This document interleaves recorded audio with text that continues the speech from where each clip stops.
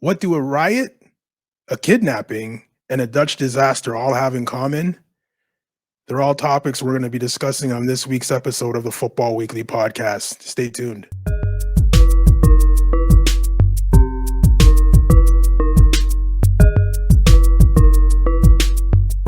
Oh my goodness, a thing of beauty and brilliance. Ronaldinho makes it 4-0.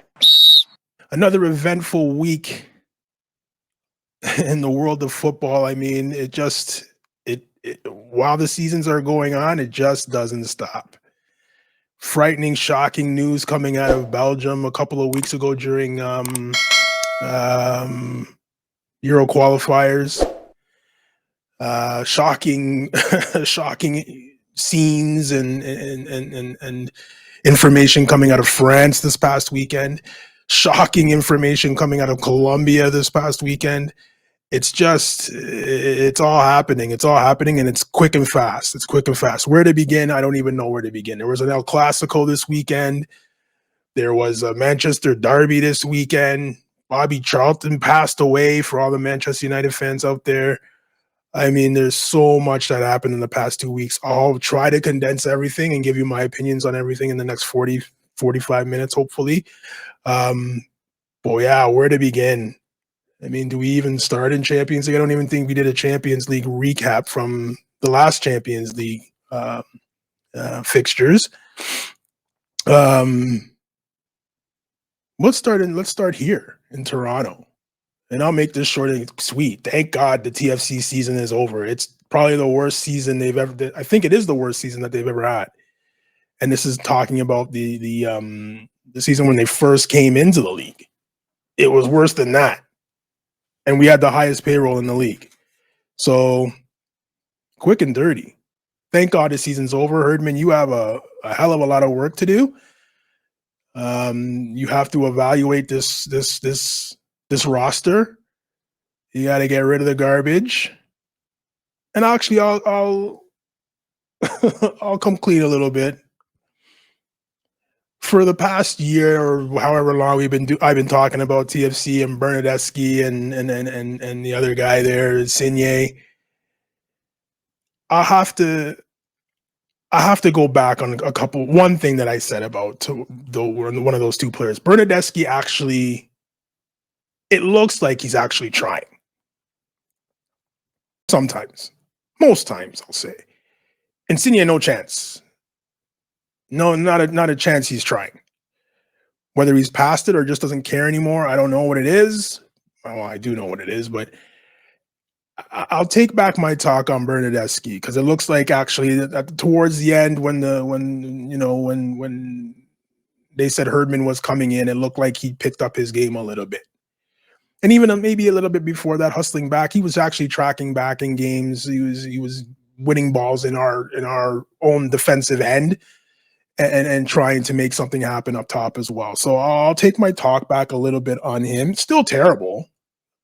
Again, sorry, it's not terrible. It's still not up to what we're expecting from a player with his pedigree. Most definitely not expecting it to be that poor. So not terrible, but hopefully next year, if he stays, there'll be Herdman will come in with a system that will effectively, bring the best out of Bernadeschi. Insigne, I hope I'll pack his bags for him because I don't see that turning around at any chance. But I'll pack his bags. But I wanted to start off with giving Bernadeschi his due. I noticed that he was starting to contribute more on the defensive end and not being such a suck. Maybe he's looking across the field at Insigne and do I look like that when I'm playing? I got to change that. So hopefully that's it. But TFC, lots of work to do. John Herdman, lots of work to do. You took the money, big salary you're getting. You have to be able to turn this around with good players. So we'll see. An El Clasico this weekend. A United City Manchester derby this weekend. A lot of London derbies this weekend. It seems like they were all this weekend. One last week, Chelsea and Arsenal. I don't think we recapped that. Um, Dutch disaster. What's going on at Ajax? We'll talk about that. I don't know. I guess let's start in France, actually.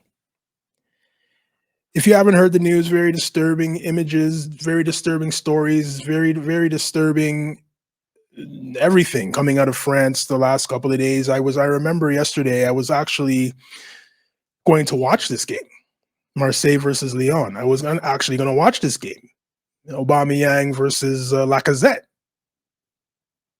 Alexis Sanchez is there as well at Marseille. I was actually going to watch this game. And yeah, I was changed the channel to it. It's showing PSG, a replay of PSG and whoever the hell PSG played yesterday. And I was just like, well, what's going on? Where's this game? Kept looking, coming back every now and then to see if the game had started. It still wasn't there. 7:45 start time, I believe it was supposed to be here. And yeah, didn't happen. So I went to bed, whatever. I was getting ding, ding, ding at night. I really don't look at my phone at night if I'm going to bed. So, but I did. Ding, ding, ding. Did you hear about what happened in France? The hell happened in France? And then you find out that the Marseille Ultras attacked the Lyon bus. And we're throwing rocks and bottles and bricks and whatever. And, you know, you just see the lasting image that you're going to see from that is the coach of Lyon. It has glass. He has glass in his head. And it's gushing blood. They were talking about, they were asking him questions. He didn't know where he was. He didn't know what was going on. So 100% he probably has a concussion as well. And listen, I'm as loyal and, you know, rah as the next guy. But I'm not at the level where I'm going to see a Tottenham bus as an Arsenal fan, a Tottenham bus, like you all know, a Tottenham bus or a guy supporting the Tottenham team walking down the street and pick up a rock or a brick or a baseball bat and go beat the shit out of him. I'm not that guy. Might have some light, friendly banter now and then, like, you know, well, if he's walking by, might have it, and it's happened before. Of course, it's happened. If you see someone wearing a Tottenham jersey, you have light banter with them. It's nothing serious. They laugh, I laugh. We keep it moving. But to take it to the extent of what happened in France, it's just out of this world. And you're going to tell me, oh, but it's the passion of the play. That's not passion. That's crazy. That is not passion. That's crazy. I wouldn't feel safe going to a game specifically, you know, I'll call them out, specifically at Marseille, because you hear all of the things that happen in France. And 6 times out of 10, it's Marseille. Go back and look at all the things that have happened in France. It's Marseille fans that are it's that I've heard that stadium is like, it's actually dangerous to go to. And you'd be thinking somewhere like the Bombonera in Argentina might be dangerous, or River Plate Stadium might be dangerous, but it's the Velodrome. Dangerous stadium to be in.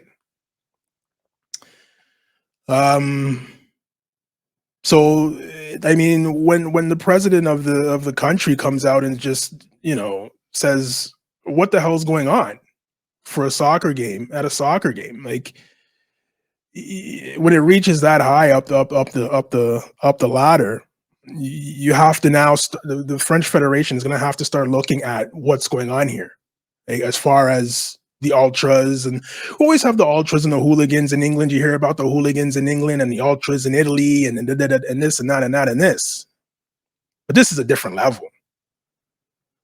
This is a different level. When you start attacking the teams, the players on the team, and actually physically hurting someone to the point where, you know, you see the glass in the guy's head, and it's just like, you know, that glass could have come anywhere. It could have gone anywhere. It could have gone in his eye. Could have gone in his neck. Could have gone anywhere. You just heard about a hockey player that used to play in the NHL. He got slashed in the neck and he died. Like that piece of glass could have gone anywhere. So the French Federation is going to have to take a look at this and say, I don't know what you do. I mean, how do you get rid of the hooliganism and the violence and all of this? Unfortunately, you're going to have to dock the teams. I think we've been saying this as well for a long ass time when we were talking about racism in the stands and all the monkey chants to the black players and this and that. And the only way the fans are going to learn is if their teams are punished. And the only time owners are going to take it seriously is if money comes out of their pocket. The only way the players are going to actually have a voice and have a say in what goes on in the stadiums is if points are deducted from them.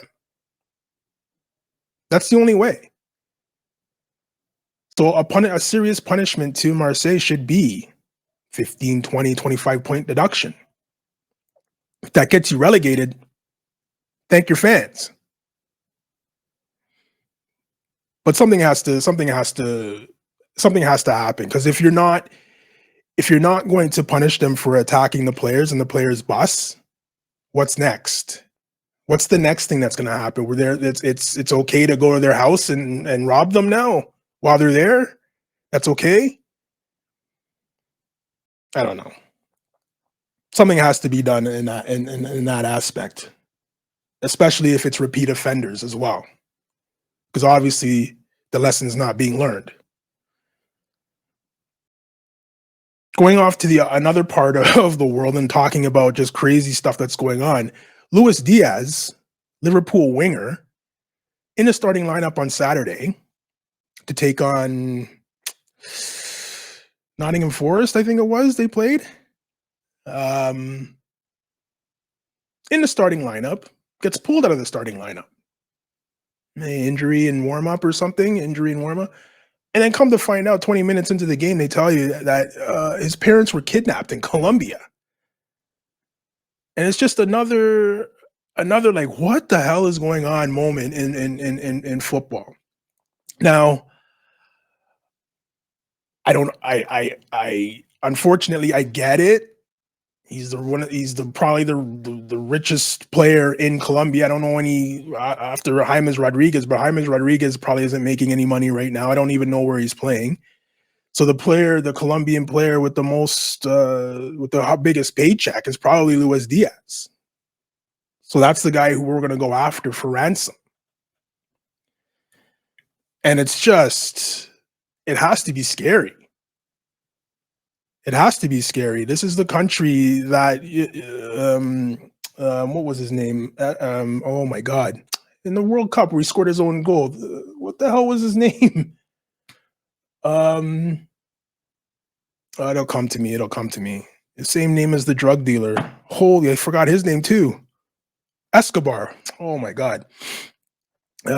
He scored an own goal and was murdered back, I think it was 94 World Cup. So, I mean, we haven't heard a lot of things coming out of South America as far as that type of stuff in the recent years, but it's just shocking. Now, the mother has been returned, apparently, but the father's still missing. So hopefully the father's not missing because he's deceased. But I mean, we'll definitely, the Football Weekly podcast and you guys should be definitely keeping an eye on this and seeing what's going on. How do you keep your family safe when you're halfway across the world in a different time zone? The Brazilian players in the league, all the South American players in the league, the Brazilian players, the Colombians, the Chileans, everybody who was in the league. How do you keep your family safe? I'm sure they know that the players' money isn't the parents' money, but if you want your parents back, you will pay this. And it's just like anything you see in a movie. It's just like everything else. Once you pay them once, it's never going to end. It's not going to end there. So you're pretty much assuring that it will happen again once you pay them. So hopefully the dad gets found safe and sound.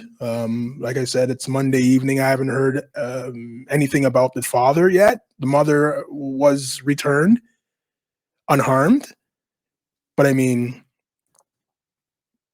you can't be Luis Diaz and say, "Oh, mom and dad, you're back home now and everything's good. Okay, I'm going back to England." There's no way. There's no way. Mom and dad have to come with me. You got to move. Can't live here, or you're gonna have an army in front of the house everywhere you go if you want to stay here. So those will be the conditions for mom and dad for a little bit, but we'll keep our eye open on that, and any developments that will come out of that, you'll see them on our Instagram page or our Twitter page. Moving on to the actual stuff that's going on the field. We had an El Clasico this weekend, Real Madrid versus Barcelona. Real Madrid taking it 2-1, I believe. If I'm not mistaken, it was 2-1. Jude Bellingham with both goals for Real Madrid, and I think they said Gundogan scored for Barcelona. Watched part of it. It was at the same time as the Arsenal game. I caught a little bit of it during halftime, and there was still some time left. There was about 15 minutes left after the Arsenal game and left in the Barcelona game, and I watched that. Not the same. El Clasicos aren't the same anymore. It's not the same intensity, not the same players. One of the commentators made a very good point.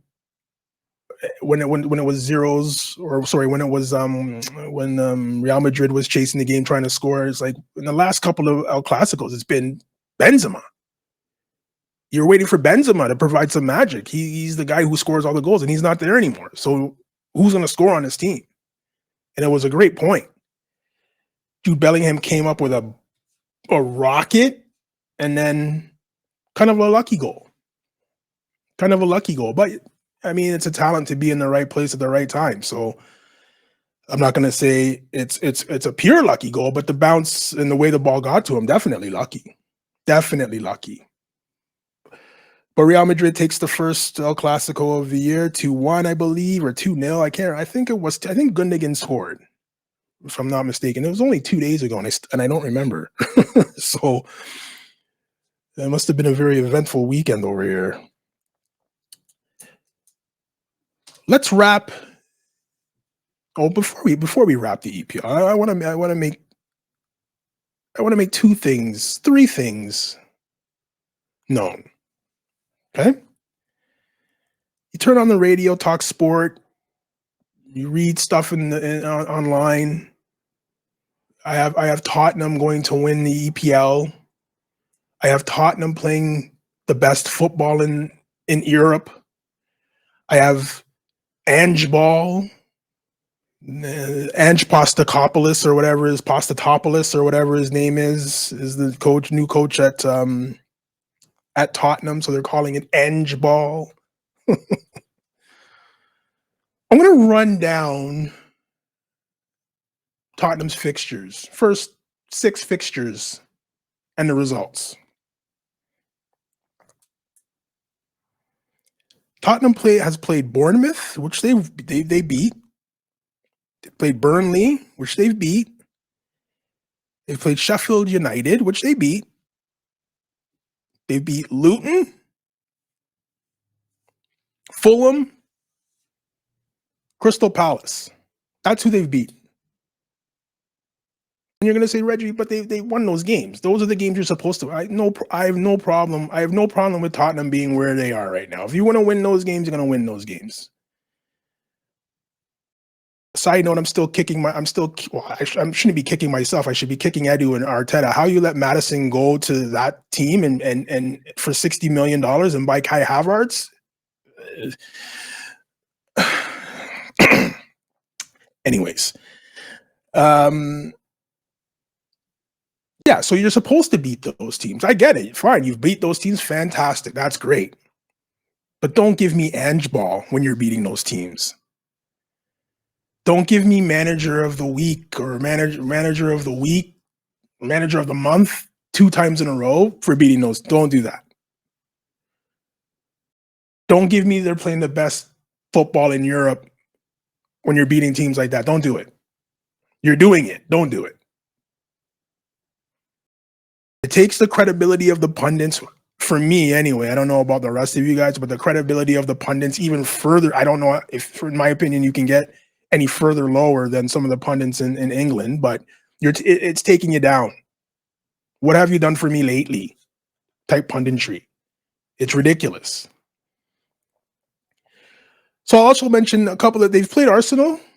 So when they're playing teams in the top half, they've played Arsenal. They drew 2-2. Arsenal should have won. And they've played Liverpool. And we all saw the VAR debacle on the Luis Diaz goal. Should have been a draw. They celebrated an own goal by Joel Matip like they had just won the Champions League. By the way, they beat Liverpool 2-1. And like I said, there was an own goal in the 95th minute. And Luis Diaz's goal was 2 yards onside. So the two teams above 10th place that they've played, they have not. Liverpool win. It's not a win to me. It counts as a win. It's not a win to me. They haven't won any of them. So give me Ange Ball the next 6 games. Give me Ange Ball. If they win 4 of those 6, give me Ange Ball. They've got Chelsea next. They've got Wolves, I believe. Actually, I watched Wolves on the weekend. Yeah, that's a tough game. That's not last year's Wolves. That's not last year's Wolves. Even though Neto got hurt again this weekend, he was probably the best player in the league. And I'm talking about with whoever you want. Rodri is the best player in the league. Haaland, whatever you want, whoever you want to put up there. Pedro Neto was the best player in the league in the first 6 games of the season. If you don't believe me, go back and watch Wolves games. So they've got Wolves coming up, Chelsea coming up. I believe they have City coming up. Maybe United as well. You know what? Let's check. Ridiculous squad. So stupid. Ange Ball. Fucking jokers. But again, like I said, you got to beat who you have in front of you, and you have to beat them. So, I mean, good on them, but let's not start making up things Ange Ball. So they got Chelsea, they got Wolves, they got Villa, who's playing very, very well. They have City, they have West Ham, which is going to be tough. You got Newcastle. All of that's all of those games are before December 10th. So 1, 2, 3, 4, 5, 6. They have 6 of those games that are tough. Give me 4 wins out of those 6. And I won't complain about Ange Ball. I won't complain about Ange Ball if you give me 4 wins out of those 6. Ball's in your court, Tottenham. I was watching, and this is another reason why English punditry is ridiculous to me. So ridiculous. I was watching City and whoever. I don't know why I was watching it. City, and it wasn't City United.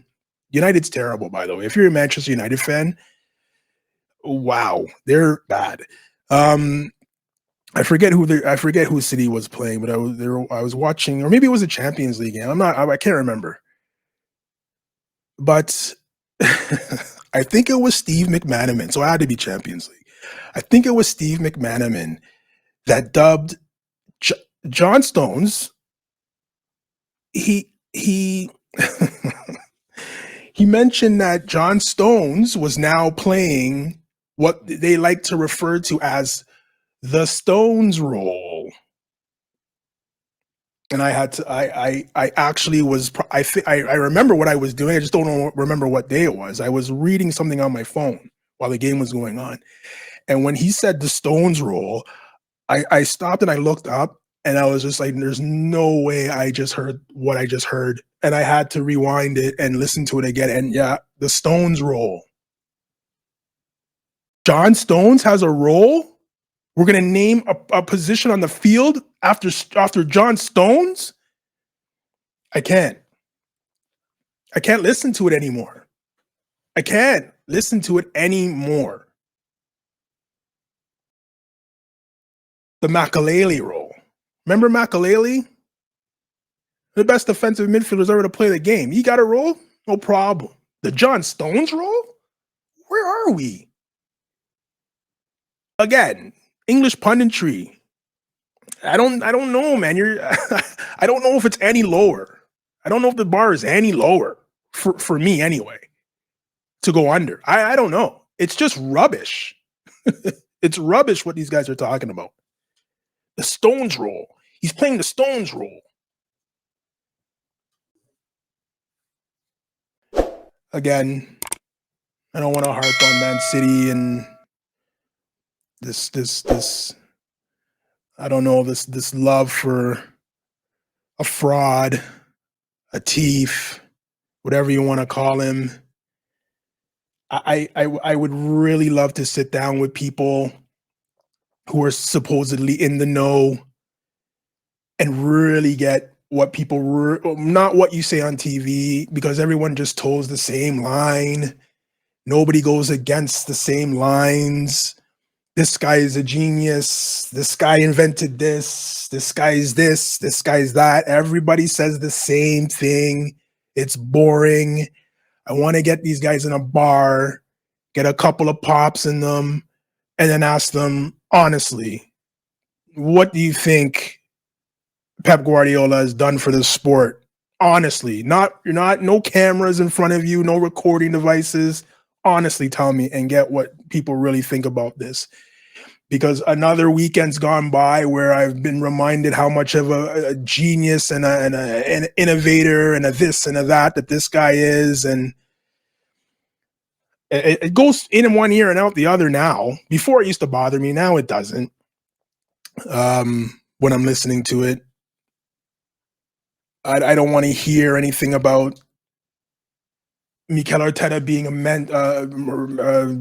Pep Guardiola being Mikel Arteta's mentor and student and pupil. I don't want to hear any of that nonsense.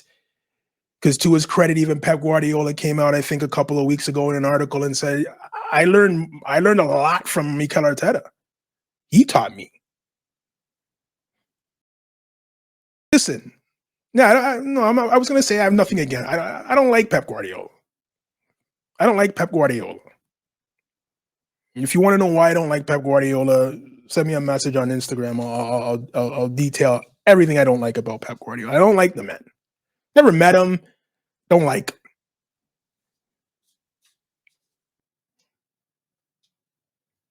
But he doesn't try to take all the credit himself, which is not why I dislike him. Because he takes all the credit. I know it's not him. It's the pundits and the fans and everybody else. Genius, throwing around genius, legend, blah, blah, blah. Tell me why. Tell me why.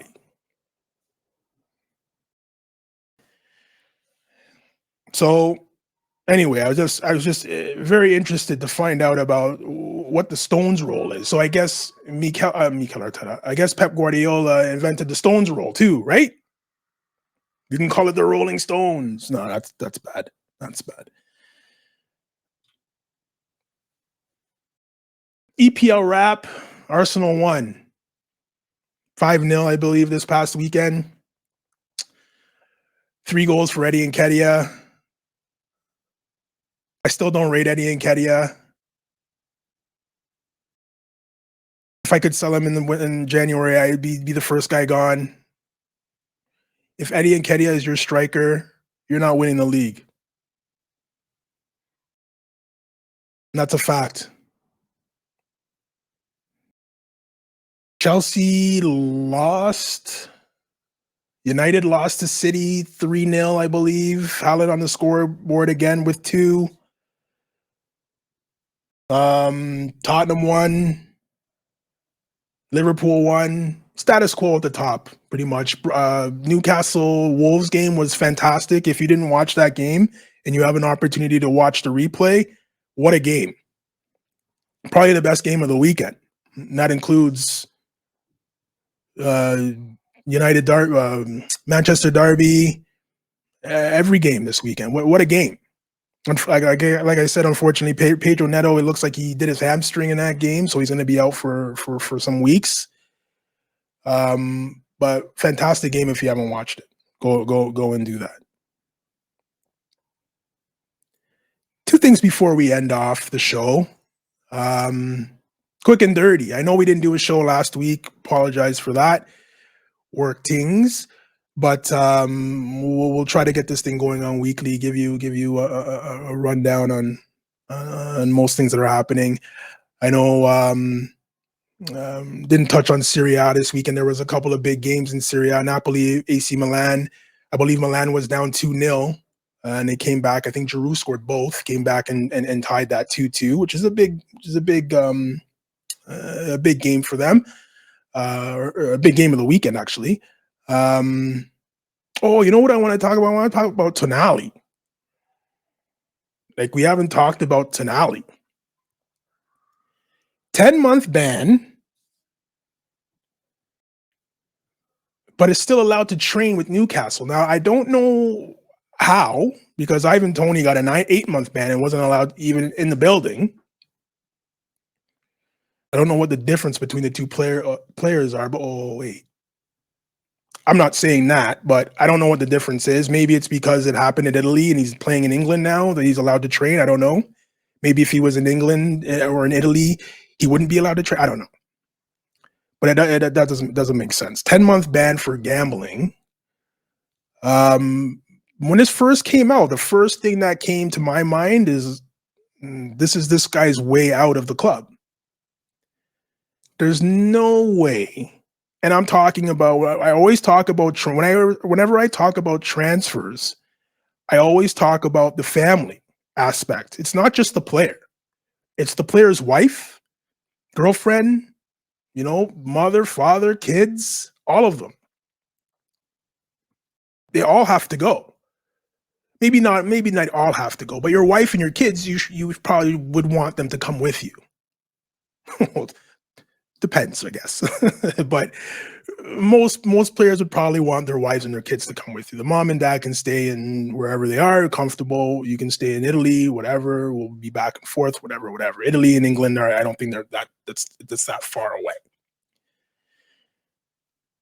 If you're coming from, and I've said this many times before, but for new people, I'll reiterate again. If you're coming from Milan,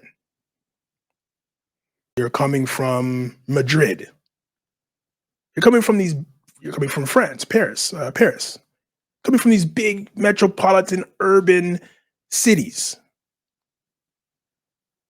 And again, no disrespect to Newcastle, the Geordie Shore, no disrespect. But Newcastle isn't Milan. The statement of the year. No shit Sherlock statement of the show. Newcastle is not Milan. Do you think you can get a cappuccino in Newcastle that will rival anything that's happening in Milan, even in Paris? The wife has to hate it. She has to hate it. The kids have to hate it too. Have to. Go from Milan to Madrid. You go from Madrid to Paris. Go from Barcelona to Madrid. Go from Portugal or you go from Lisbon to London. From Milan to Newcastle. I don't know. Again, no disrespect, Newcastle, but I don't know many people that are booking vacations to Newcastle. I feel like Joakim Noah when he was talking about Cleveland, I think he was playing for the Bulls or the Knicks, and he's talking about Cleveland. It's like nobody books trips to Cleveland. I hate Cleveland. Nobody goes on vacation to Cleveland. It's funny. It's funny, actually. So the first thing that came to my mind was, yeah, man, this guy wants to jet. He let this come out. Hopefully, he's thinking, hopefully Newcastle cuts me because I can't play for 10 months and they still have to pay me. Hopefully they cut me. or they rip up my contract and I can go find another team in Italy to play with in 10 months or whatever, however many months the suspension was supposed to be. That's the first thing that came to my mind, and I still stick by that. That guy doesn't want any part of Newcastle. The football, whatever, it's fine, whatever. But what do you do for the other, I don't know, 14 hours where you're not at the field? And what's your wife doing while you're gone? In Newcastle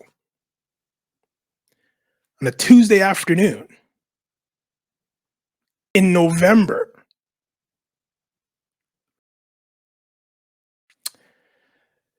So I think by the time the January window rolls around, and Newcastle's coming out saying all the right things, oh, we're gonna stick by him and blah blah blah. I think by the time January windows close, Tonali will not be at Newcastle. That's what I think. And it's something that we can watch, and we'll talk about it further on and when the transfer windows happen and comes and closes, if he's still there. Okay. But honestly, I don't think he'll still be there. I think it'll be a mutual agreement to rip up the contract, and after the suspension's over, he'll find himself on Juve or something like that. I want to end off with two things. I keep saying end off with two things and end off with two things, and two more things come up, but now we're really going to end off on two things. What's going on in Holland?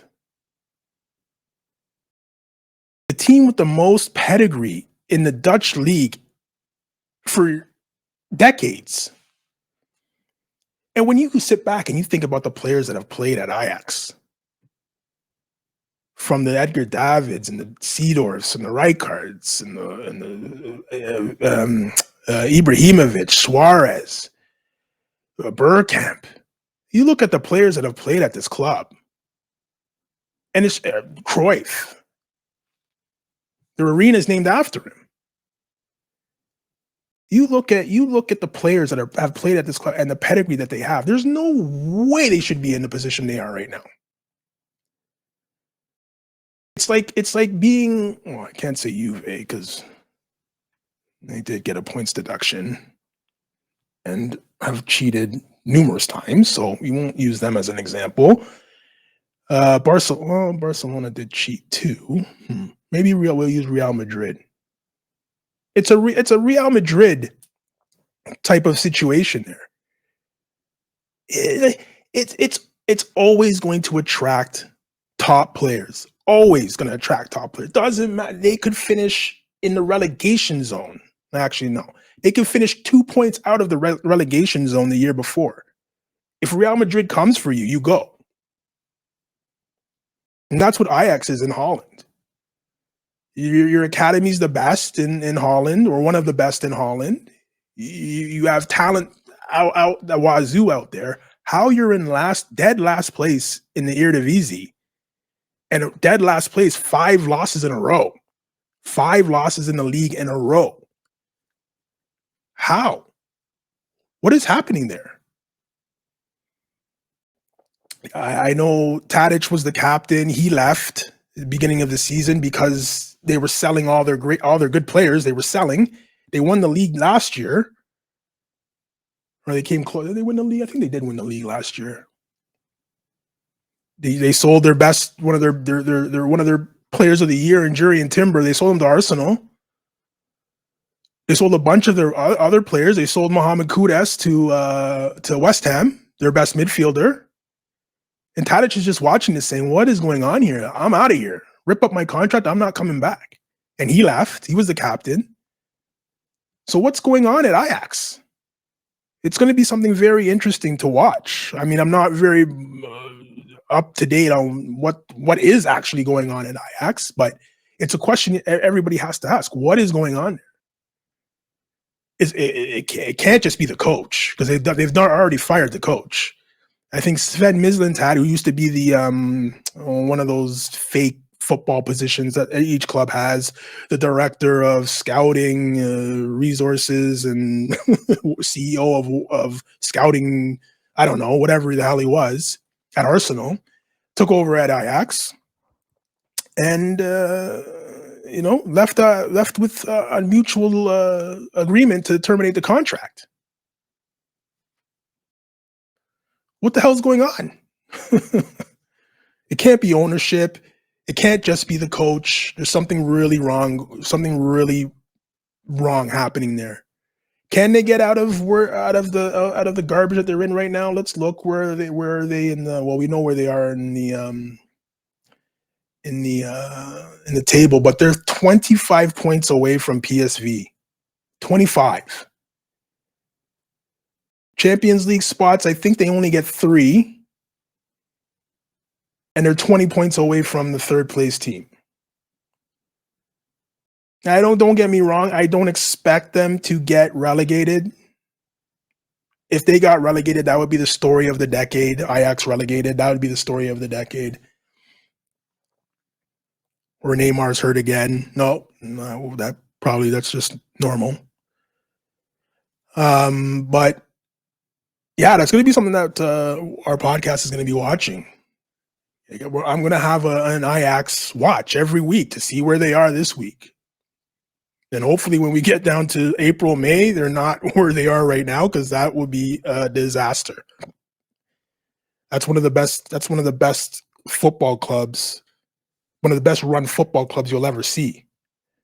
And I really don't know what's happening out there. But again, that's something that we will keep our eye on for sure. Lastly,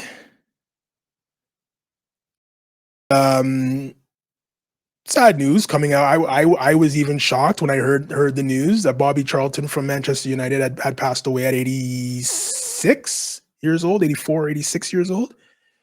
I just remember things my dad used to tell me. When my dad was a Manchester United fan, I just remember things that he used to tell me about Bobby Charlton and George Best and all those guys when they were playing together. Like you said, you see Ronaldo and Messi and those guys. Those guys were the same guys back in those days. And you hear a lot of commentators saying the same thing about what Bobby Charlton could do with the ball, and the balls weren't like the balls now. $200 soccer balls, and they fly and they're lightweight and they're, you can do different things with your $200, with your $400 pair of shoes, with your nubs, and you can spin the ball this way. The balls weren't like that back then. They were harder to hit, and for him to be able to do what he was doing with a medicine ball, pretty much, it was incredible. So I don't take whatever English pundits say for a fact. I have to look for myself because they're stupid. But I will definitely go back and take a look at Bobby Charlton. But from what the highlights that I have seen through previous years and, in the last couple of weeks when everything's been coming out, yeah, this guy was a baller. He was a real baller. One of the only survivors of the Air Munich crash that killed all but 4 of the Manchester United teams, of the players, all but 4 of the Manchester United players. I mean, special player. Wanted to see the first game back at Old Trafford was the Manchester Derby. I would have loved to have seen, all of the presentations before the game and the moment of silence. I like all of that, and the moment of applause, I should say. I like to see all of that, but I slept in, so I missed it. The game was at 11:30, and I still missed it. So tells you what Saturday night was like. But guys, that's it for this week. Hopefully you enjoyed it. If you haven't subscribed to the podcast, subscribe. I mean, it's free. Subscribe on YouTube. I'm trying to get the Spotify and the Apple Music and all of that stuff, Amazon Music and all that stuff back up and running. There's a couple of things I need to do. Just finding the time to do everything and sit down and configure it and all that stuff. It's tough. Hopefully I can do it this weekend. If not this weekend, it'll be done by next weekend. 110% for sure it will be done. So if you don't watch on YouTube, you can still get our podcast on Spotify and Apple Music and all of that stuff. But if you haven't subscribed to us on YouTube, if you're just watching or flying by YouTube, just subscribe. It's free. It helps the channel. I know people are watching. I keep doing it. But trust me, you need to hear my opinion. Also have a new Instagram page, it's called Fresh Footy, FRSH Footy. Just taking little things that come off during the week and just doing a little commentary on them. Nothing major, nothing big. But if you're on Instagram, follow that. Football Weekly Podcast is on Instagram. It's on Twitter. It's on TikTok. It's up here. It's on all these things up here. So just go to the pages, subscribe. You'll like what you see. So guys, I mean, as usual, it was a pleasure bringing you this show. We'll do it again next week. Hopefully we'll have a resolution with Luis Diaz's parents. We'll find out what's going on in Marseille, and we'll start our Ajax watch. Take care. Have a good night. We'll catch you next week.